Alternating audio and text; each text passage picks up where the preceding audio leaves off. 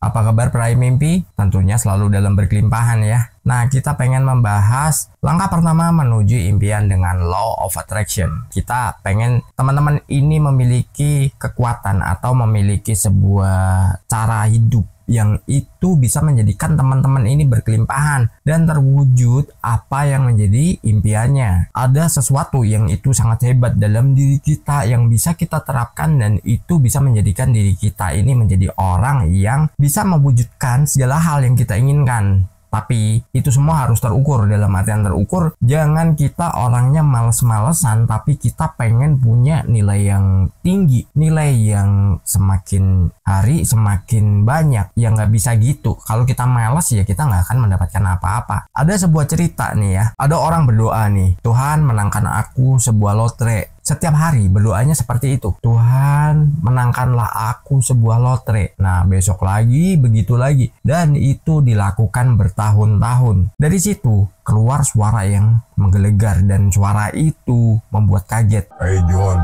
kalau lu mau menang lotre, beli dulu lotrenya. Jadi, ibaratnya gini. Ketika kita ingin memiliki sesuatu tapi kita tidak pernah mau melakukan apa-apa atau kita malas-malasan, kita nggak mau berupaya, kita nggak mau bekerja, maka apa? Ya kita nggak akan pernah mendapatkan apa-apa. Dan itu semua hanya menjadi sebuah halusinasi ataupun khayalan aja. Tapi kalau diimbangi dengan bagaimana kita bekerja, bagaimana kita menjalankan rutinitas untuk mewujudkan semua itu, maka itu semua bukan hal yang mustahil untuk kita dapatkan. Yang jelas, jangan pernah gagalkan pikiran kita atau pikiran bawah sadar kita dalam menarik sesuatu yang itu menjadi impian kita atau tujuan kita. Dan kita langsung di poin pertama. Tentukan tujuan yang jelas. Langkah pertama yang krusial dalam menerapkan hukum tarik-menarik atau Law of Attraction adalah menetapkan tujuan yang jelas. Nah, ibaratnya gini, kita pengen mengirim sebuah surat. Dari situ, kalau alamatnya jelas, kode posnya ada, terus nama yang dituju ada, itu sangat mudah ya. Kita mengirimnya itu akan sampainya lebih cepat dan itu juga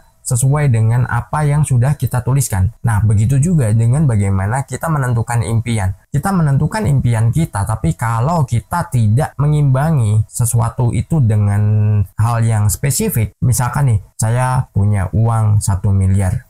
Udah, gitu aja. Tanpa sesuatu yang spesifik, kita tidak menggambarkan dalam pikiran kita, kita tidak merasakan bahwa kita sudah memilikinya, ya sampai kapanpun kita nggak akan pernah mendapatkannya. Jadi selaraskan antara pikiran kita, perasaan kita, dan mungkin doa-doa kita yang kita ucapkan. Jadi tentukan dulu dengan jelas nih, misalkan nih Anda punya penghasilan 1 miliar. Dalam pikiran Anda, gambarkan nanti bagaimana nih realita gaya hidup Anda, terus bagaimana Anda mempergunakan uang itu, bagaimana Anda mengembangkan uang itu. Rasakan juga kalau semua itu adalah sesuatu yang sudah nyata, sesuatu yang sudah teman-teman miliki. Ketika Anda sudah mendapatkan semua itu, nanti Anda bisa tingkatkan lagi ke nilai yang lebih tinggi, mungkin 2 sampai berapa kali lipatnya, itu terserah Anda karena polanya sama, nilainya yang berbeda. Hanya saja prosesnya juga pasti berbeda ya, karena tantangannya jauh lebih besar. Nah, dari situ jangan pernah ragu. Kalau kita memiliki sebuah impian, kita memiliki sebuah cita-cita, tentukan dulu tujuannya yang jelas ya. Kita misalkan nih,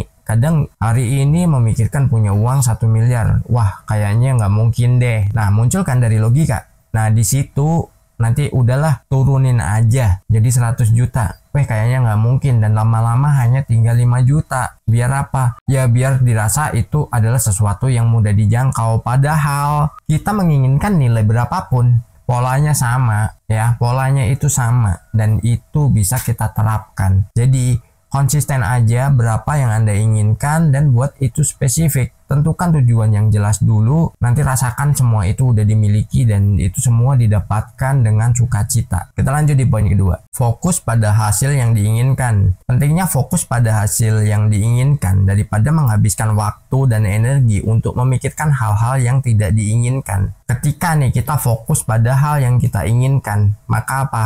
Di situ akan terbentuk sebuah jalan ya. Terbentuk sebuah pola yang itu bisa kita ikuti. Karena apa? Kita fokus pada hasil yang diinginkan. Tapi kalau misalkan nih kita tidak fokus pada hal yang kita inginkan, atau mungkin dari lingkungan kita yang di situ menghambat nih ya, biasanya kan lingkungan sekitar ini banyak banget pemikiran yang itu bertolak belakang. Baik itu dari dalam lingkup keluarga Anda sendiri, dari dalam rumah, atau lingkup-lingkup dalam pergaulan Anda. Ketika lingkup-lingkup di sekitaran Anda ini membawa dampak yang negatif, membawa dampak yang itu sebenarnya mematahkan apa yang menjadi tujuan Anda, kita nggak akan pernah fokus pada hasilnya. Dianggap sebagai sebuah khayalan aja. Itu bukan sesuatu yang nyata karena hanya kita fokuskan pada pikiran kita dan kita mengungkapkan ke orang lain yang nggak ngerti polanya. Mungkin dirinya akan menganggap, wah lu tuh kampungan, lu tuh nggak bisa, lu tuh bukan orang yang maju, nggak layak, lu harus berubah begini begitu. Contoh nih gua begini begitu, gua nih orang hebat dan lain sebagainya. Ibaratnya orang yang seperti itu akan mematahkan apa yang menjadi tujuan Anda, dan kalau Anda larut ya sudah, Anda disetir oleh orang-orang seperti itu. Dan ketika misalkan nih dalam berproses Anda mengalami sebuah tantangan yang itu,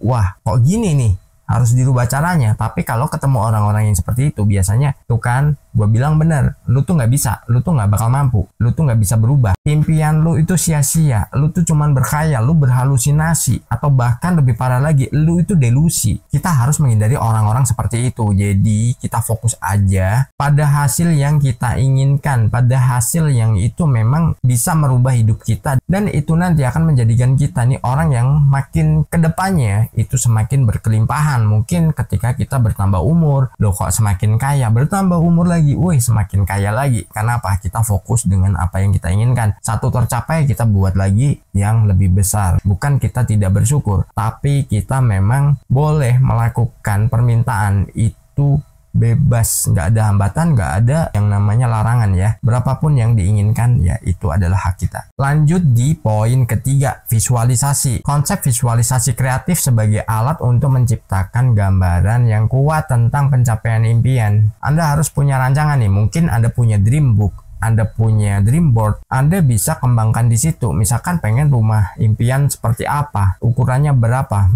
kamar mandi, berapa lantai, warnanya apa, di daerah mana, ya itu Anda bisa visualisasikan. Imbangi dengan yang namanya mungkin scripting, mungkin nanti Anda pakai dream board yang itu Anda bisa mengimajinasikan bahwa Anda sudah menempati atau Anda sudah memiliki apa yang menjadi impian Anda yang sudah Anda tanam di dream board itu ataupun dalam scripting Anda. Tapi ingat, jangan tentukan kapan tanggalnya, kapan tahunnya, terus prosesnya bagaimana. Udah, pokoknya dapetin aja itu dengan rasa sukacita. Kita bervisualisasi itu nggak bayar, sama-sama nggak bayar, ya sudah, lakukan aja. Dan gini ya, jangan pernah bilang ke orang lain apa yang menjadi rahasia Anda, apa yang menjadi tujuan hidup Anda. Baik itu ke pasangan, ke orang tua, ke siapapun yang dirinya nggak mengerti yang namanya hukum tarik-menarik atau law of attraction. Karena kalau mereka itu orangnya apatis, ya Anda nggak akan pernah mendapatkan dukungan. Yang ada malah Anda akan ditertawakan karena dianggap itu adalah hal yang mustahil.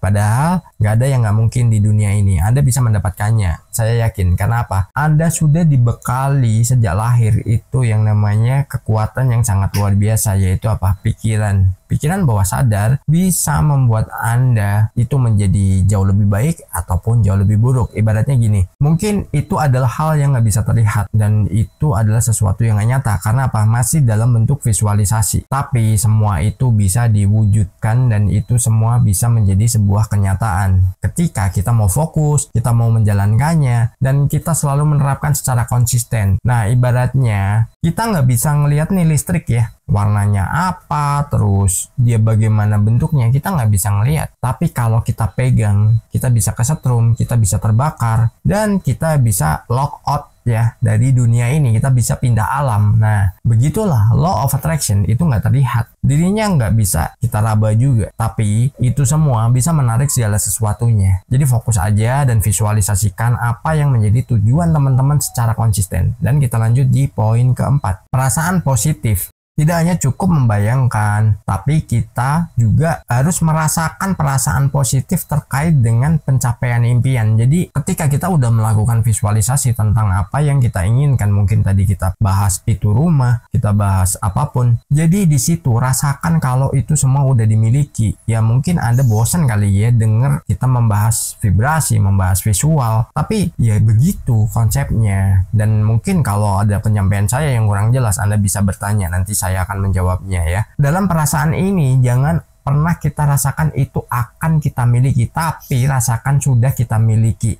Gambarkan dalam pikiran kita bahwa semua itu sudah menjadi hak kita. Semua itu sudah menjadi sebuah kenyataan, meskipun itu hanya dalam imajinasi dan perasaan kita. Ketika kita udah merasakan, kita udah melakukan visualisasi seolah-olah itu nyata, ya ibaratnya gini, anggap aja kita sedang melamun, kita berkhayal, kita rasakan tuh sambil senyum-senyum, wih rumahnya enak, duitnya banyak, keluarganya harmonis, barang-barang yang diinginkan semuanya ada, terus belum lagi nanti mobil impian berjejer di garasi. Ya imajinasikan aja, lakukan visualisasi seolah itu nyata, perasaan kita juga bahagia kita memiliki semua itu, dan kita juga gambarkan usaha kita ini berjalan dengan maju dan kita bisa mendapatkan penghasilan semakin besar setiap harinya. Itu jauh lebih baik daripada kita bertanya bisa nggak ya. Kita rubah ya, jadi sesuatu itu kita buat secara happy, sesuatu kita bikin itu semua adalah hal yang menyenangkan. Dan kita lanjut di poin kelima, mengatasi hambatan mental. Bagaimana hambatan mental seperti keraguan dan ketidakpercayaan. Nah tadi udah kita diskusikan juga, kalau misalkan kita punya sesuatu, jangan pernah kita ada rasa ragu, jangan pernah kita ada rasa wah ini bisa enggak atau apapun yang itu menjadi hambatan bagi diri kita. Dengan kita terhambat ya kita nggak akan pernah mencapai tujuan kita. Ibaratnya nih, Anda berjalan nih naik kendaraan, entah motor, entah mobil, entah sepeda ya, tapi dari situ Anda membuat hambatan sendiri. Bisa nggak ya, bisa nggak ya, di tengah jalan Anda putar balik, udahlah pulang aja, malas banget, jauh, jalannya jelek. Ketika Anda sudah melakukan hambatan bagi pikiran bawah sadar Anda sendiri, maka dari situ permainan udah selesai dan Anda balik lagi ke hal yang tidak menyenangkan dan menjadi kehidupan yang kurang bisa Anda nikmati. Dan itu semua permintaan kita sendiri dan itu keinginan kita sendiri. Jadi fokuskan aja pada hal yang kita inginkan dan kita perkuat mental kita. Jangan kita larut dalam kata orang ya. Ingat ya, sering banget saya mengingatkan, jangan larut dalam kata orang, dan nanti teman-teman akan mencapai apa yang diinginkan ketika Anda sudah konsisten, Anda sudah ya pokoknya fokus dengan apa yang menjadi hidup Anda di masa depan. Kenapa? Kita adalah arsitek yang merancang kehidupan kita untuk masa depan di saat ini, dan wujudkan itu semua. Kenapa? Semua adalah hak Anda. Sukses bukan hak orang lain ya, tapi Anda juga punya hak, dan gak ada juga hak orang lain melarang Anda sukses. Tetaplah jadi diri sendiri dan jauh lebih baik lagi. Salam harmonis.